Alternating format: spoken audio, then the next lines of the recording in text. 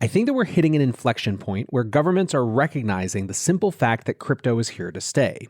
Despite all the economists and journalists who have cried bubble for so many years, it simply isn't going away on its own. Because of that, governments are now drawing their lines about what they will and what they won't tolerate.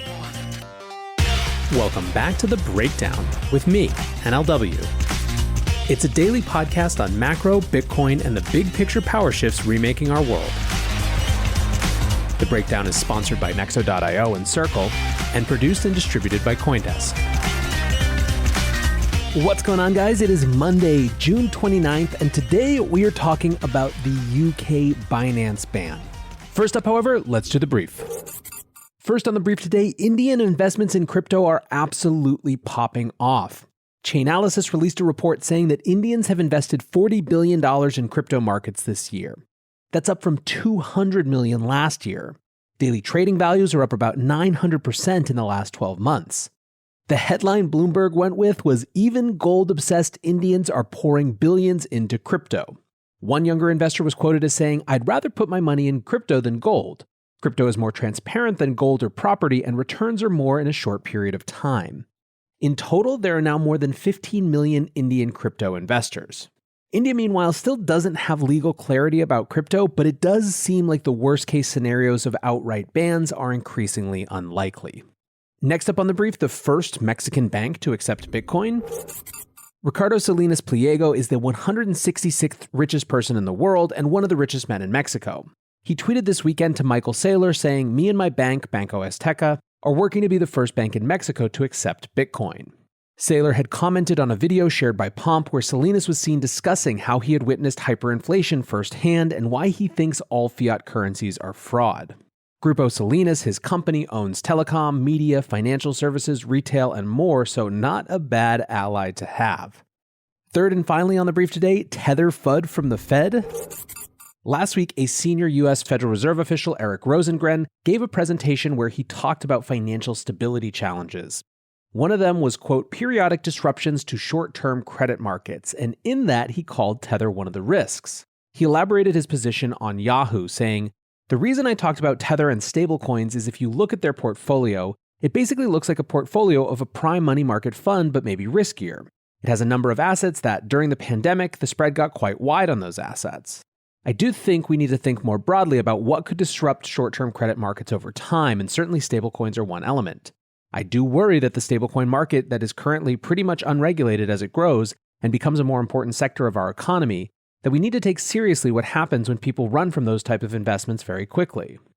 Caitlin Long called it an escalation of the rhetoric, saying, "What's interesting is that Fed Governor Lael Brainerd and then Fed Chair Jerome Powell started talking stablecoins. But now Rosengren talks Tether by name. That's an escalation. The Fed is so practiced at Fed speak, such carefully constructed statements so that multiple sides of an issue can see their side in what the Fed said. That was basically the case with previous statements about stablecoins, but today the Fed escalated. Rarely are they so explicit like they were today." Tether's Paulo Arduino tried to add a bit of differentiation within the stablecoin space, saying, "It is remarkable that the growing market share of such new financial innovations is being recognized by the like of the Boston Fed. However, it is also an important moment to educate consumers about the difference between stablecoins such as Tether and the various experiments that are constantly taking place in decentralized finance. It is always recommended that investors spend time researching these projects. Opportunities with outsized APYs are extremely risky. Nascent monetary experiments such as algorithmic stablecoins should not be classified in the same category as USDT. Doing so only demonstrates a lack of understanding on the ground floor of the cryptocurrency financial system." So this could probably be a whole episode, but no matter what we do, we cannot shake Tether FUD. It's like the US government decided that environmental concerns were getting too far ahead as the FUD of this cycle and wanted to give Tether a little boost. All joking aside, as I've said before and I'll say again, it's stablecoins, not Bitcoin, that are most likely to show up as a place for US regulatory action. And speaking of regulatory action, let's move now to our main discussion.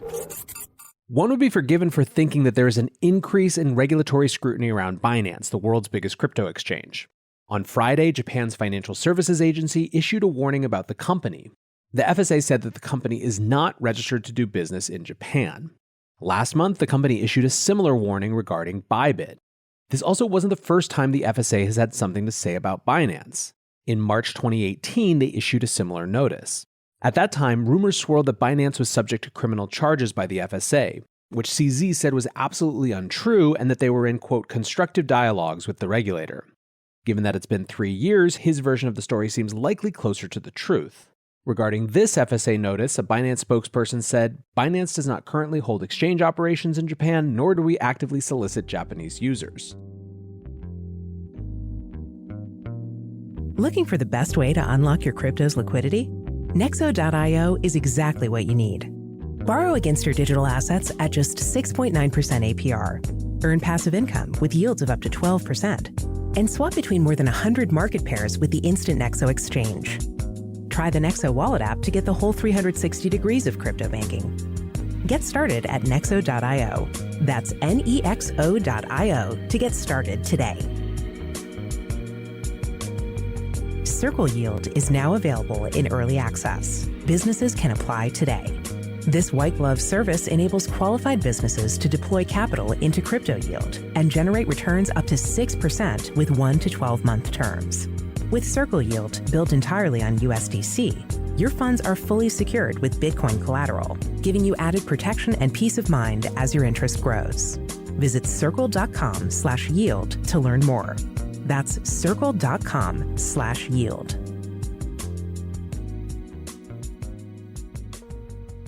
That wasn't the action that really caught people's attention, though. That was reserved for an outright ban by the UK, or at least that's how reporting made it seem. Here's the first line of the Fortune piece about it. Binance Markets Limited was banned by the UK's financial watchdog from doing any regulated business in the country, one of the most significant moves to date by a regulator amid a global crackdown in the crypto industry. Now, that name here is the significant part.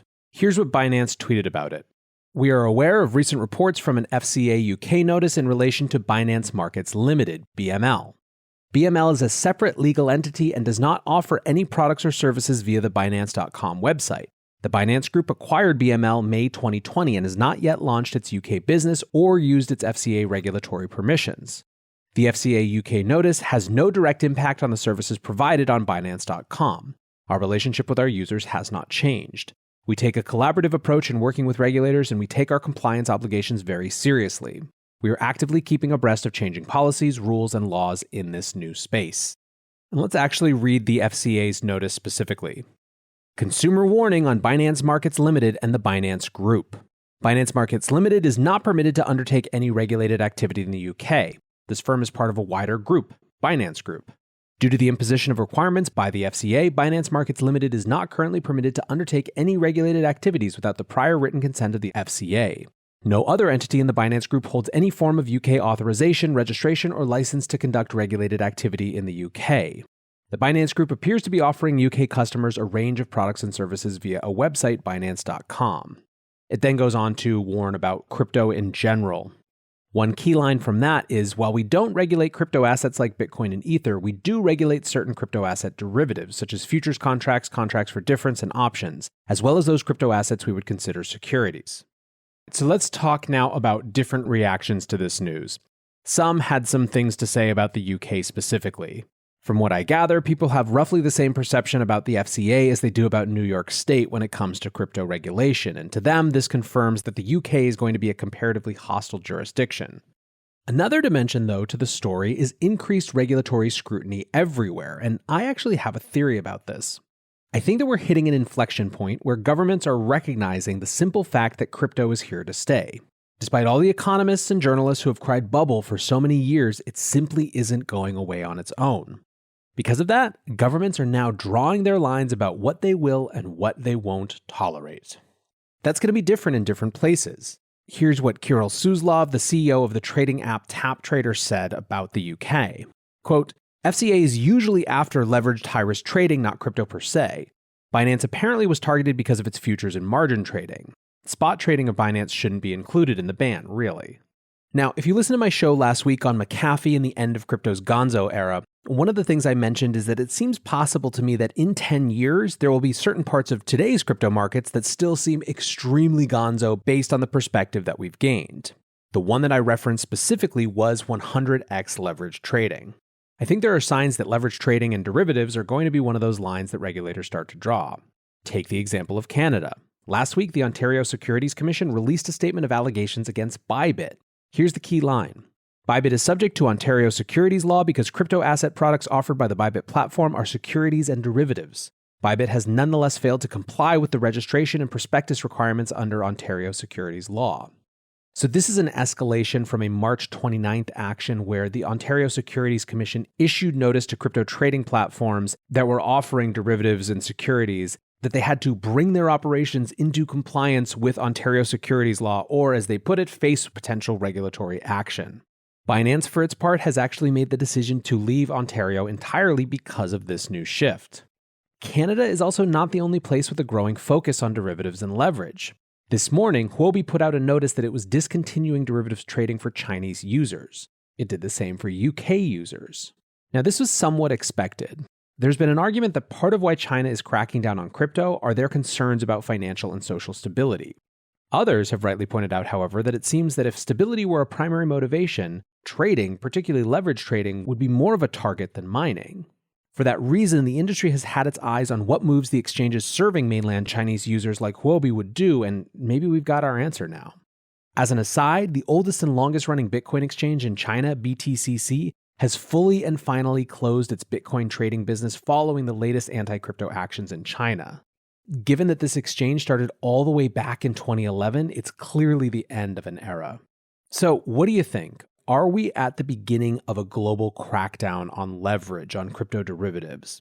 It's too early to call it, but there are certainly some signs. What's most interesting to me is what the response of the industry will be. Will we see a deeper schism between above-board regulated KYC spot trading-based crypto and underground, decentralized, anonymous derivatives crypto? Certainly seems possible, but there's still a lot of history left to write. For now, I appreciate you listening, and until tomorrow, guys, be safe and take care of each other. Peace.